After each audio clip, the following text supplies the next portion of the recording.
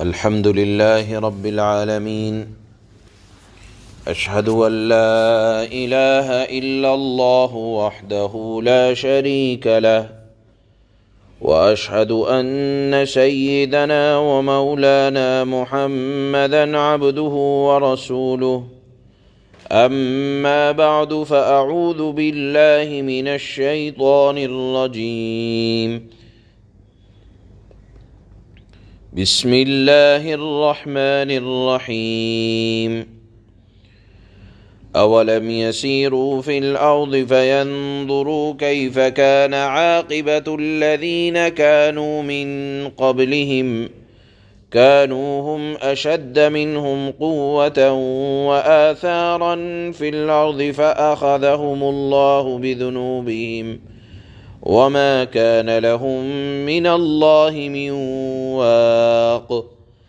ذلك بأنهم كانت تأتيهم رسلهم بالبينات فكفروا فأخذهم الله إنه قوي شديد العقاب.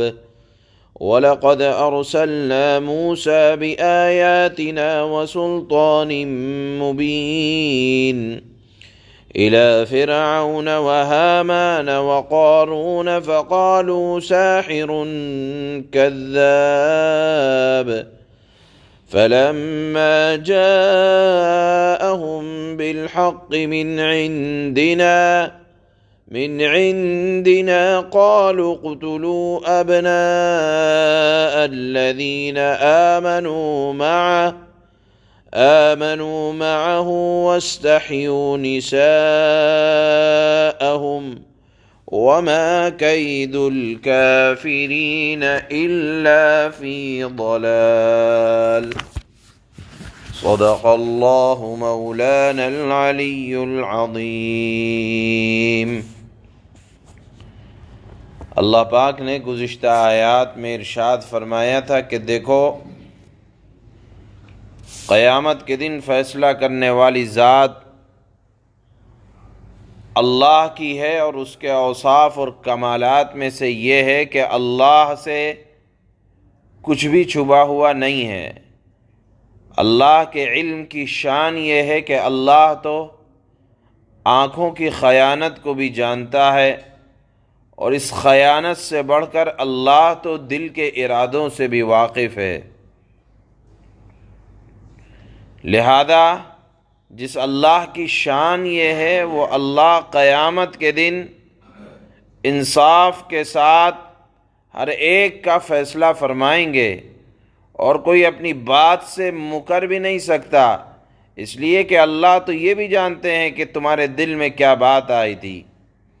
تو جو آدمی اپنے ہاتھ، پاؤں، زبان، آنکھ، ناک سے جو گناہ کرتا ہے، اس پر تو گواہ بھی موجود ہوں گے۔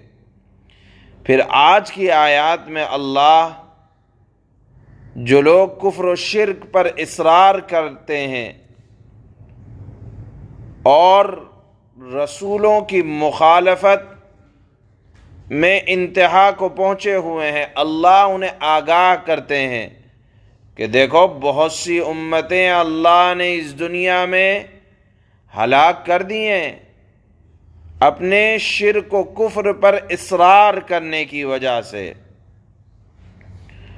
اور پھر اللہ نے کہا کہ یقین نہیں آتا تو اپنے سفر کے راستے میں ذرا چل پھر کر دیکھو۔ تم شام، مکہ والے شام کی علاقے کی طرف آیا کرتے تھے، وہاں اس راستے میں قوم عاد، قوم ثمود، قوم لوط کی بستیاں پڑا کرتی تھیں۔ اللہ نے فرمایا کہ جاؤ، ان کے آثار دیکھو، ان کی طاقت و قوت کا اندازہ لگاؤ، ان کی عقل کا اندازہ لگاؤ۔ کانوا اشد منہم قوہ، وہ لوگ طاقت و قوت میں تم سے زیادہ بڑھے ہوئے تھے، لیکن رسولوں کی مخالفت کیا کرتے تھے۔ تو انجام دیکھو، کوئی بستی، کوئی طاقت، کوئی قوت، کوئی عقل کی صلاحیت کسی کے کام نہ آئی، بالآخر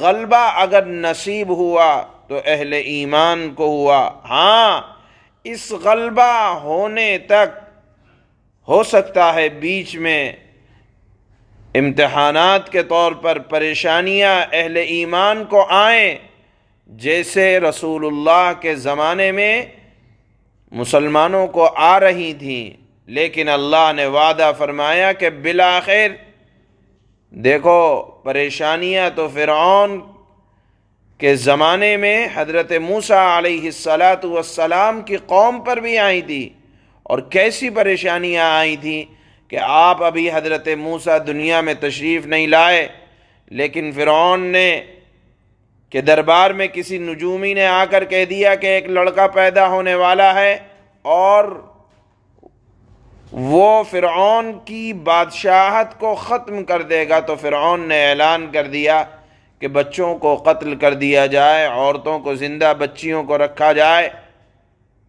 اب دیکھو کیسے حالات آئے بنی اسرائیل پر کہ بچوں کو قتل کیا جا رہا ہے۔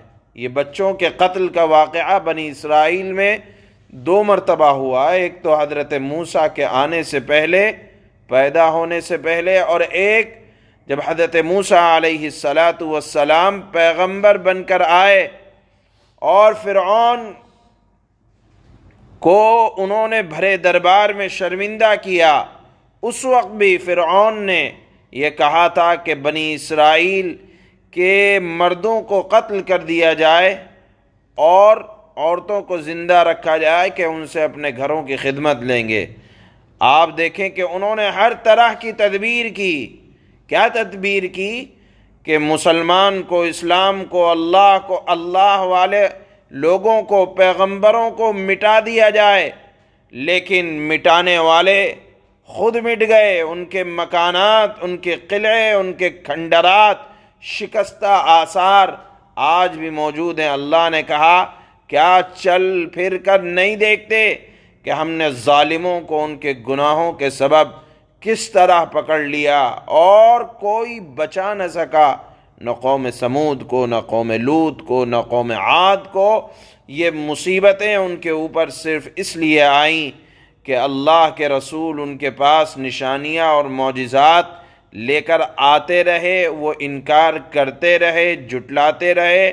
نتیجہ یہ ہوا کہ اللہ نے ان کو پکڑ لیا اور سزا دی، اور اللہ جب سزا دینے پر آئے تو اللہ کی سزا بھی آپ نے سن لیا، بڑی سخت ہوا کرتی ہے، اور پھر اللہ کی سزا سے کوئی بچا نہیں سکتا۔ اللہ نے یہاں ارشاد فرمایا کہ بعض لوگوں کو تو اپنے انتظام پر، اپنی بادشاہت پر غرور تھا۔ فرعون کہا کرتا تھا کہ اس کو اپنی بادشاہت پر غرور تھا، لیکن نہ کسی بادشاہ کی بادشاہت خدا کے آگے کام دے سکتی ہے۔ اسی طرح ایک نافرمان تھا فرعون کا وزیر حامان، اس کو بھی اپنے انتظام پر بڑا گھمنڈ تھا کہ میں فرعون کا نائب ہوں اور اس کے حکومت کا انتظام کرتا ہوں۔ کسی منتظم کا انتظام خدا کے آگے نہیں چل سکتا۔ اگر اس کو گھمنڈ ہو جائے، اللہ نے اس کو بھی ہلاک کیا۔ فرعون ہی کے زمانے میں ایک شخص تھا قارون، جو اصلاً حضرت موسیٰ کا رشتہ دار بھی تھا۔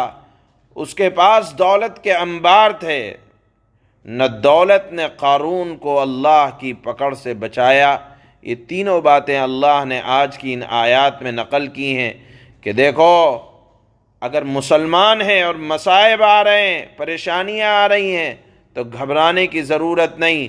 پریشانیاں دیکھو بنی اسرائیل پر کیسی آئی تھیں کہ فرعون نے بچوں کو قتل کروا دیا تھا۔ اگر پریشانیاں اسلام کی وجہ سے، ایمان کی وجہ سے آ رہی ہیں، شریعت پر چلنے کی وجہ سے آ رہی ہیں، تو صبر کے ساتھ برداشت کرو، بالآخر اللہ غلبہ اہل اسلام کو عطا فرمائیں گے اور مٹانے والے خود مٹ جائیں گے۔ بالآخر اسلام زندہ ہے اور زندہ رہے گا۔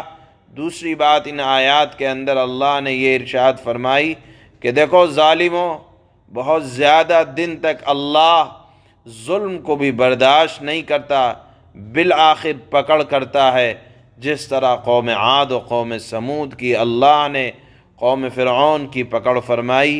یہ آج کی ان آیات میں اللہ نے دونوں باتیں ارشاد فرمائی ہیں۔ اللہ فرماتے ہیں اولم يسيروا في الارض فينظروا كيف كان عاقبة الذين كانوا من قبلهم كانوا هم اشد منهم قوة وآثارا في الارض فاخذهم الله بذنوبهم وما كان لهم من الله من واق۔ اور کیا ان لوگوں نے، یعنی مخاطب ہیں اہل مکہ اور آپ علیہ الصلاۃ والسلام کے واسطے سے قیامت تک آنے والا ہر امتی مخاطب ہے، کیا ان لوگوں نے زمین میں چل پھر کر یہ نہیں دیکھا کہ جو لوگ ان سے پہلے تھے، یعنی ان ظالموں سے پہلے جو ظالم، یعنی آپ کے آنے سے پہلے جو دیگر انبیاء کی قوم جو ظالم تھی، اللہ نے فرماتے ہیں کیا نہیں دیکھا جو لوگ ان سے پہلے تھے ان کا کیسا انجام ہو چکا ہے۔ وہ طاقت میں بھی ان سے زیادہ مضبوط تھے اور زمین میں چھوڑی ہوئی یادگاروں کے اعتبار سے بھی، یعنی مکانات پہاڑوں کو تراش کر بنایا کرتے تھے، پھر اللہ نے ان کے گناہوں کی وجہ سے انہیں پکڑ میں لے لیا اور کوئی طاقت نہیں تھی اور کوئی نہیں تھا جو ظالموں کو اللہ سے بچا سکے۔ ذَلِكَ بِأَنَّهُمْ كَانَتْ تَأْتِيهِمْ رُسُلُهُمْ بِالْبَيِّنَاتِ فَكَفَرُوا فَأَخَذَهُمُ اللَّهُ إِنَّهُ قَوِيٌّ شَدِيدُ الْعِقَابِ۔ اور یہ سب یعنی اللہ کی پکڑ کیوں آئی، ظالم کیوں ہلاک ہوئے، یہ سب کچھ اس لیے ہوا کہ ان کے پاس ان کے پیغمبر کھلی دلیلیں لے کر آتے تھے تو یہ انکار کرتے تھے، اس لیے اللہ نے انہیں پکڑ میں لے لیا۔ یقیناً اللہ بڑی قوت والا اور اگر سزا دینے پہ آ جائے تو سزا دینے میں بڑا سخت ہے۔ وَلَقَدْ أَرْسَلْنَا مُوسَى بِآيَاتِنَا وَسُلْطَانٍ مُبِينٍ إِلَى فِرْعَوْنَ وَهَامَانَ وَقَارُونَ فَقَالُوا سَاحِرٌ كَذَّابٌ۔ اور ہم نے موسیٰ کو اپنی نشانیوں اور بڑی واضح دلیل دے کر فرعون جو کہ بادشاہ تھا، حامان جو کہ فرعون کا نائب تھا، اور قارون کے پاس بھیجا تھا، تو انہوں نے کہا کہ یہ جھوٹا جادوگر ہے۔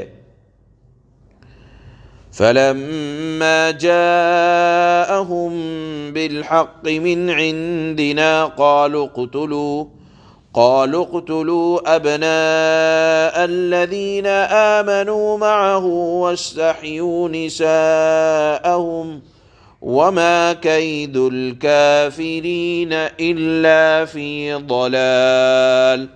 اور پھر جب وہ لوگوں کے پاس یعنی حضرت موسیٰ لوگوں کے پاس حق بات لے کر گئے جو ہماری طرف سے آئی تھی، تو انہوں نے کہا، یعنی ظالموں نے کہا کہ جو لوگ ان کے ساتھ یعنی حضرت موسیٰ کے ساتھ ایمان لے آئے ہیں ان کے بیٹوں کو قتل کر ڈالو اور ان کی عورتوں کو زندہ رکھو، یعنی اتنا بڑا ظلم، لیکن حضرت موسیٰ نے اس کو برداشت کیا۔ بالآخر کیا ہوا؟